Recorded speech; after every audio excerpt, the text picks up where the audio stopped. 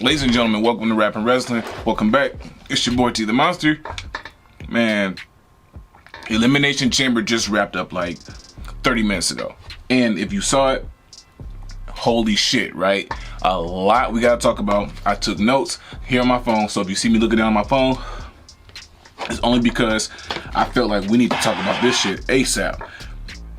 Fucking sap. So, first off, overall as a PLE, I'm giving this like a 4.5 out of 5 star rating because great show from everybody who was involved tonight. They started off the chamber with the PLE with the women's chamber. Starting off with the women's chamber, before the match even started, we saw Jade Cargill return. She returned and immediately started attacking Naomi, which is like, oh shit. Now we know who's been the one who got her out now. And first off, let me just say, Jade Cargill is beautiful, obviously. Second of all, she looks great coming back to the ring. Of course, she looked like she's ready. Looked like she's finally going to get that WrestleMania match with her and Naomi this year, which is good. I love the selling by Bianca, of course, hitting on the glass, looking confused, screaming and everything. Of course, with that happening, it immediately eliminated Naomi from the chamber, of course. So great match, of course, with all of the women in the Elimination Chamber. Like, they all put on a phenomenal match and all of them were able to like shine, of course, and it was like great to see them put on a great match. The match was very fluid, of course. There weren't any botches. Everyone seemed to be in the right place at the right time, and of course the storytelling involved with it, you know, for Bianca, with being shocked about everything that's happened, with seeing Naomi get torn apart from Jade, her returning partner and shit too. So the mental state she might be in right now is crazy and questionable. But I usually don't be smoking on camera, but I just wanted to make sure that, man, my nerves was calm that when I'm talking about this, because this was probably one of the hypest PLEs I've seen in a while. Like I said, like I love that the women's chamber match. Of course, Bianca Belair winning that, so we will see either her versus Io Sky or Rhea Ripley at Mania. Obviously, I think it's going to be Rhea Ripley versus Bianca Belair. So, good job with that. Great women's chamber. Second match, of course, of the night was the women's tag match with Tiffany Stratton, Trish Stratus versus Nia Jax and Candice LeRae. Honestly, great showing. Well, I can't say great. It was mid, if I'm being completely honest. It was mid. Could have been a little bit better. There were parts of the match where I'm like, all right, let's kind of like, you can see I won't say that it was boring, but it was kind of where it was like parts where there was kind of out of flow a little bit. So the finish was very interesting as well. I can kind of tell they were kind of like rushed a little bit. I don't know if they were rushed or like maybe even told us to kind of go home, but nothing there. But the match was kind of mid, you know. I give it like a solid 3 stars out of 5 maybe, you know. So again, nothing against each individual involved in the match, just with compared to everything else that was involved on the show. Like, of course, how the women's chamber match went, and all the other matches on the show as well. You can kind of see where that kind of fits in, and like in terms of oomph and like star power coming into that show. The KO and Sami Zayn match. First of all, like I said, I think that was going to be something that stole the show. Excuse my cats running in here. They don't know how to act when I'm recording. But you might see her in the background. She got the zoom and she wanted to be in the video. But KO and Sami Zayn with the unsanctioned match, it was exactly what I thought it would be. Very, very hard hitting, very brawling. They started with brawling, and there wasn't even a bump for the first like 10 minutes of the match. They were just immediately hitting each other and started, like fist fighting, then taking it out to the ring, taking outside the ring, going through the crowd, of course, and then KO going through those 2 tables and then bringing it back to the ring to where it's like it got very, very hardcore, not very hardcore, but they were able to use chairs and stuff like that too. Of course, with the rest of the match being, with KO winning in the end, I just want to talk about the referees real quick.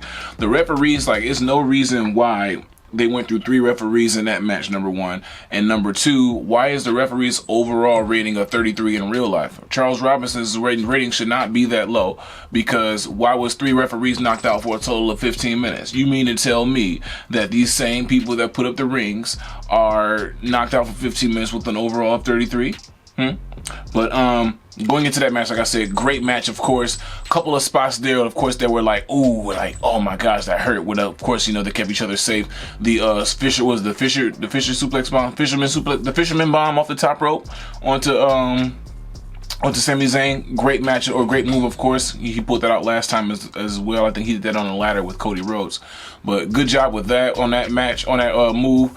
I can't think of the name of I think it was like a brain buster that Sami did to KO on the chair, and then he reversed it with a reverse half Nelson suplex as well onto the chair. Like, lots of like hard hitting crazy spots in the match too. So like, good job between those two. But one thing I want to talk about at the end, as I did predict, Kevin Owens would win, and then also Randy Orton returned. So Randy Orton came back, and first of all, he looks great. He looked like he'd been eating his diet, you know what I'm saying, or eating his diet. He looked like he'd been sticking to his diet and eating good. So I think that also sets up for the match at Mania between, my cat is on my leg, between Randy Orton and Kevin Owens. I think that sets up that match for that at Mania.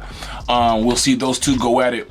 And of course, Randy Orton's gonna be able to get his receipt or his revenge on KO after trying to take him out for breaking his neck. As you heard Randy Orton say to Kevin Owens while he was in the ring with him too. So great to see Randy back. He's in shape. Looks like he's been eating well. Sets up the match for between him and KO at Mania. Love to see that.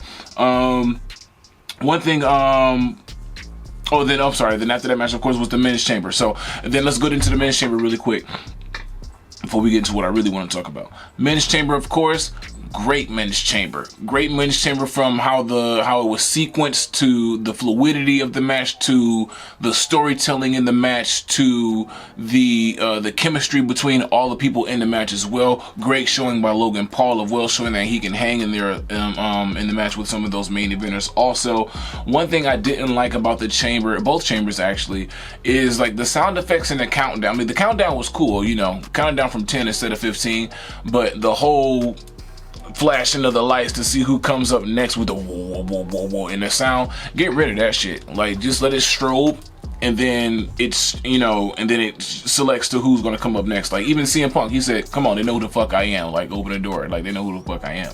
So get rid of that part. That's the only thing else that I was kind of like, what is this type shit. But yeah, the countdown I didn't like. Drew and Damian, we're going to see that at WrestleMania. I love the storytelling behind the elimination between Drew and Damian. Of course, last year we saw what happened at WrestleMania with those two, and then this year going into Mania, we see what happens again. So the storytelling behind that. Drew, of course, we know he's probably going to end up complaining. We'll see him say something about it and be on Raw wondering what the fuck is going on. But honestly, in the storyline wise, he has no one to blame but himself in this one for taking his personal hatred a little bit too far. So shout out to Damian Priest for eliminating Drew McIntyre. Damn near me, like he wasn't Drew like one of the first people to get eliminated, I want to say, in that match? I think he was.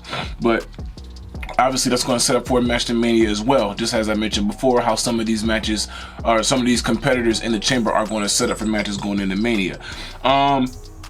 One thing that I liked seeing in the match was when John Cena and CM Punk were going at it, and John extended his hand for a handshake, and he went out and reached and gave him a hug instead. I love that show of professionalism. That, of course, outside the ring, they're very good friends. Of course, John Cena is kind of the one who made CM Punk, essentially, and by made, I mean like put him on the map and gave him the belt. Going back to, I think it was 2012 or whatever, when CM Punk ran out with the title through the crowd.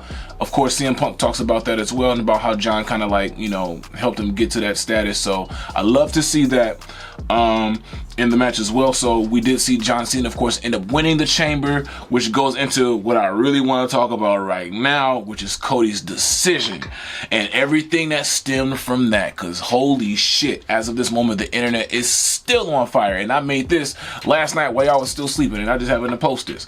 But the internet's still on fire talking about what happened. So, of course, Cody told The Rock to go fuck himself. So I want to talk about that alone really, really quick too. So to say go fuck yourself on live TV on Peacock, and WWE's retweeting it and then reposting it on Instagram with no bleeps, yes, we're moving along somewhere. Secondly, he actually decided to keep his soul and not sell it to The Rock, which I think we all kind of knew what was going to happen. I did feel like inside Homelander Cody was going to come, but I also did feel that Cena was going to do what he did, which of course is what I really want to talk about. We finally, as a true wrestling fan who's been watching, like I said, damn near my whole life, we finally got that Cena heel turn, and it's like, yes, oh my god, such a breath of fresh air to see that. And then it's like we get to see John Cena shine, or we get to see John Cena shine in a way that we've been wanting for a long time. And I always get to flip. Now John Cena can just like relax and be that heel, and for the simple fact that he did that with The Rock, like the non-verbal communication of Cena looking at The Rock with throat slash, the kick to the nuts, that was all like just cinema, like fucking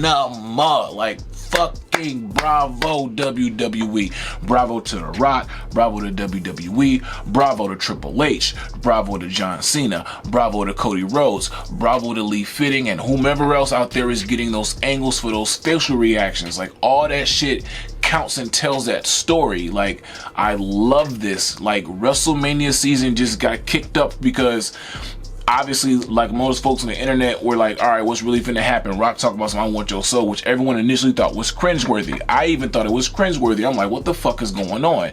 But again, me not knowing the ins and outs too much of the business, now here we are, it's been kicked up another notch. WrestleMania just went from like a 7 to like a 15 on a Richter scale. So now what happens? Like, what's Cena's response to, you know, what he did with Cody, or, you know, him selling his soul, quote unquote, to The Rock? Now, like, is Cena, like, we know now Cena is going to do whatever he can to get that 17th championship. So let's see what happens, man. Like, I'm excited to see how WrestleMania finna come about. The road to WrestleMania has just been kickstarted, ladies and gentlemen. It's been kickstarted, and we finna cruise right up in there. We got about 7 weeks to go. So let's see what fucking happens. And if you haven't, please be sure to like, comment, and subscribe to Rap and Wrestling on all forms of social media, and I will see you soon. And before I say that, of course, don't forget, we're trying to get WrestleMania here to Detroit before 2030. Yeah, I'm talking about, but I'll see you soon. Peace.